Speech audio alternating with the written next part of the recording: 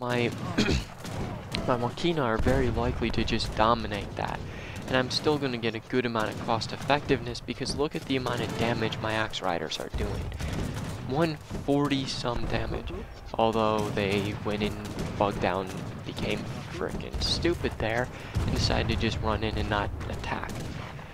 Axe Riders. You really have to pay attention to your units, Sue, because your economy is fragile.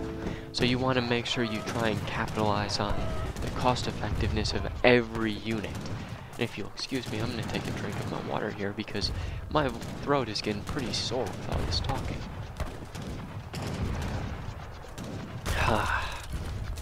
Much better, much better. Okay. Now that this is open, I'm going to try and get in here and get at these. I should have more rifle riders, but I don't. Mistake on my part. And Alan is being very diligent about re-walling this, so I can't actually get at these. I need to bring these over and try and attack, because I'm not going to be able to sustain the TP max I need until I get rid of those, but it's okay for now. We're still doing fairly good because we've got both natives, we're forcing a hole in here, and we're still forcing this. Look at Sanderson's economy, by the way. This is awful for him. As Sue, I'm fine at this score. I don't really care that it's 1,200 because look at my resources. I should switch some guys over to coin. I'm probably focused so much on my macro here in terms of building up my TPs, building up my units, and just continuing to sustain my pressure that I'm forgetting to look at this. You should try and distribute your attention between both. You want to keep an eye on your economy balance. It's important to do that. I'm going to take a look at Sanderson's economy. Oh, this is nasty. This is still fairly decent resources, but even though he's sending the coin now, he's still in a bad position because he needs to keep villagers on coin because of the amount of Eagle Knights he needs to make, which really aren't doing that much if you look at how many he's making compared to how fast they're dying.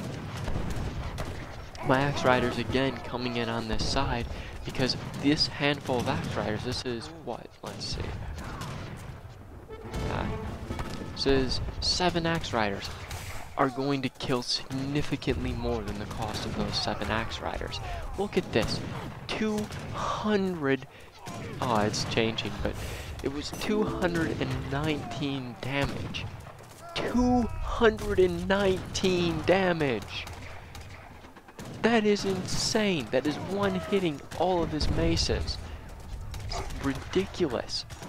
Here, even my wolves are dealing like 70 some damage. My wolves, for Christ's sakes. That's nuts. Sorry, I love Sue and I love TPs. It's ridiculous. They're continuing to try and abuse these flanks. I think that this is a good idea because there's, like I said before, they're not going to win head to head. Alan is being forced to split his attention too now, so I'm getting great effectiveness out of this because Alan can't afford to continually pay attention to re-walling and sending units here. He's worried about just not dying to Kerk, who has 2 natives now and a pretty ridiculous economy. Even though Alan's economy hasn't dropped to a significant degree, positionally they're just so screwed that it's not even funny. Not to mention we have 3 trade routes. Well, that one just died. But we have 2 trade routes. Kerk is getting insane cost effectiveness out of his army, and he's getting all those additional trade routes to just continually screw with his opponents and build up economy for himself. Here you see I'm shipping the magical 300 wood shipment. The reason I do this is that once you send everything else, it's 300 free wood. Instead of having 18 shipments at the end of the game that you didn't use, you might as well get 300 times 18 in terms of wood. Better than nothing, right?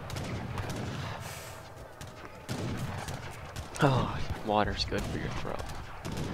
Anyway, this game here, basically at this point it's looking like me and Kerk have won.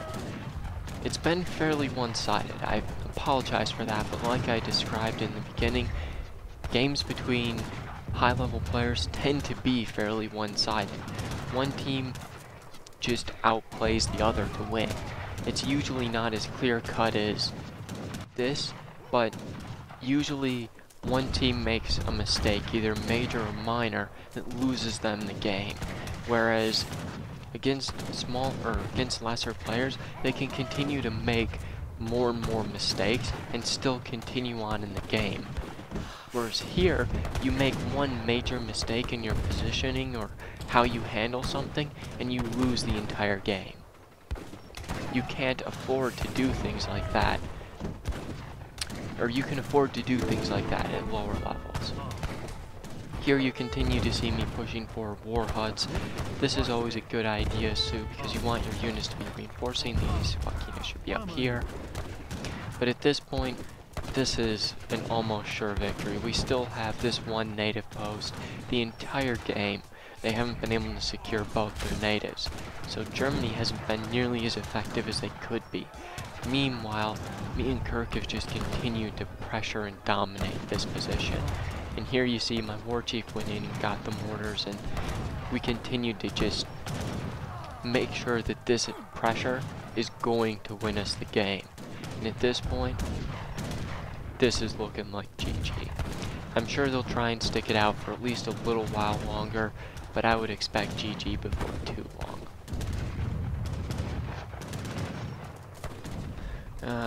Actually, I'm going to speed it up, because from this point on, I remember the course of the game. You see me using Axe Riders to pressure this and try and just get him back so that I can delete some TPs and build forward. He goes with all these Coyote to try and force us back, but it's a desperation move. Look at his score. 1,000. I'm at 1,002, but as Sue, that's fine, although again, I could have macroed better and switched more villagers over to coin. I guess I'm still okay. I could have asked Kerk if it would have been a major issue. It's bad, though, that I didn't notice that and try and redistribute my economy. Just a mistake on my part. Like I said, even good players make mistakes. At this point, we've pretty much won the game, but you should still be focusing on what you can do better, even when you think you've won the game. And this game really came down to our initial strategy, which was for me to hit with dog soldiers and distract them, force them to divide their attention, while Kerk hits the front with mortars and hits here. This means they have 3 things to worry about, one of which is mobile, 2 of which are stationary. So they have to say, we need to defend this position, this front position here, because we can't just let him get a free hole into the base. We have to defend this, our natives, because if we don't, we lose the game. We need the natives. If they have 4 natives and we have none, we're really screwed. And we have to worry about the dog rush, which could be here, could be here, could be here, could be here, could be anywhere on the map. So it really forces them to divide their attention between so many points. We exploited that very well and took advantage of it to gain map control early on.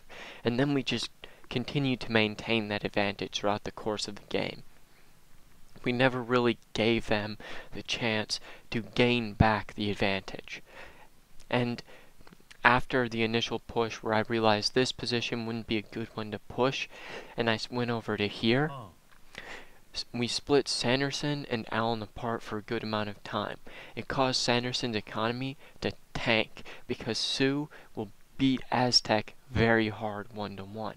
Whereas Portuguese and Germany is a bit more balanced. It's fair, so it's not going to be a rape.